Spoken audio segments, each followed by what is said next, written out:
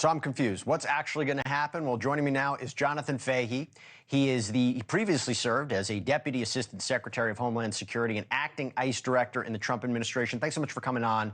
Day one, okay? What does mass deportation look like?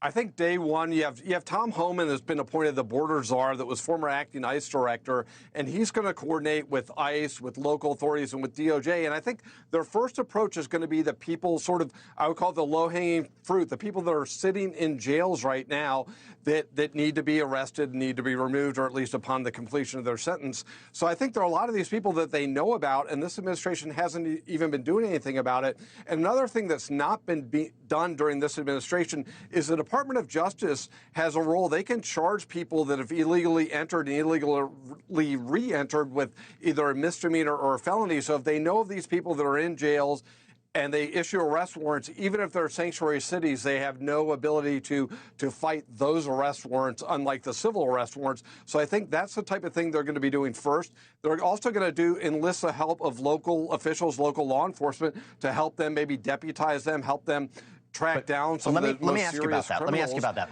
What happens if there's resistance? And what does that look like when you're listening to Democratic mayors and governors saying they're not going to help? And by the way, if they resist, what can Homan do? Because this was actually Homan hitting back on the Boston mayor. Just let me play this for you real quick. Yeah. What's your overarching message to Americans who are eager for major border action on minute one, like inauguration day, 1 second in? How much will you be able to improve the life of everyday Americans? I got 3 words for them: shock and awe. Shock and awe. I love it. You're going to see us take this country back. And look, like I said before, it isn't just about the deportation operation. It isn't just about saving the children. It ain't about securing the border. What's the result? Less overdose deaths, less sex trafficking. For God's sakes, one of the worst crimes around. Less migrants dying. That's our number one responsibility, is protect our communities. And that's exactly what we're going to do. So she helps us, she gets the hell out of the way, because we're going to do it. We are going to do it. Again, so what does resistance look like, and what does the response to resistance look like?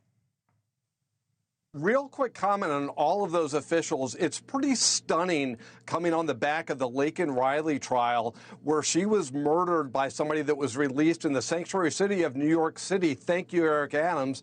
And so for him to play this game, it is stunning to me that they are still fighting this battle, that they will not even cooperate to get criminals removed from the country. But what does resistance look like, and how will it look bad for them if they do what they're actually saying they're going to do? Where there's a statute on the book, it's 8 USC 1324, called harboring of illegal aliens. So if you know that somebody is here illegally and you're doing something to hide them, to thwart them from being caught or apprehended, you could be charged under that statute. So if there are people, either if it's a sheriff's office, if it's a government official that are trying to prevent ICE from doing its job to protect the community, they could be charged or they could be investigated under that statute, and they don't want to be doing this. And I think the other thing ICE really needs to do is highlight all of these people that they are shielding from being deported: sex offenders, Laken Riley's killer. That should be the priority. I think the right and the left can agree. Criminals should be the priority. That's what they're fighting. No, that's not what the left agrees on. That is not what the left agrees on. Eric Adams, sanctuary cities are keeping criminals in the country. Well, they might not agree. They might agree, but they're not doing enough about it. I think that's what we could agree on. I do want to ask you this. They do. I don't think they agree. You just played a bunch of clips saying they don't agree. About criminals? About criminals being targeted and deported? That's what sanctuary cities. So let me ask you this. Let me ask you this. Maintain that.